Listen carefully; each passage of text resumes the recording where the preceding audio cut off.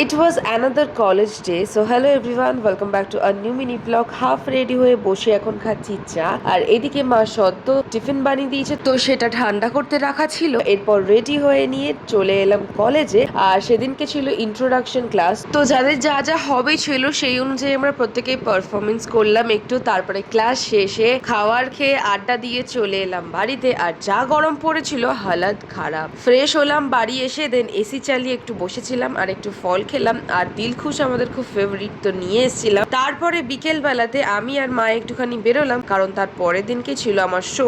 সেই কারণে বেশ কিছু জিনিস কেনার ছিল। ফার্স্টে আইব্রো করলাম, তারপর মেকআপের কয়েকটা জিনিস কিনলাম, তারপর বাড়ি ফেরার পথে একটা ঝুড়ি ভাজার প্যাকেট কিনলাম। আর এদিকে লিফটে করে আমি আর মা আস্তে আস্তে একটু বকবক করছিলাম। দেন বাড়ি ফিরে চা খেতে খেতে করছিলাম ফাইল ট্রান্সফার ল্যাপটপ থেকে, কারণ যা অবস্থা হয়ে রয়েছে যে কোনো মুহূর্তে দেহ রেখে দিতে পারে। যাই হোক, চলো আজকের মতো টাটা, লটস অফ লাভ।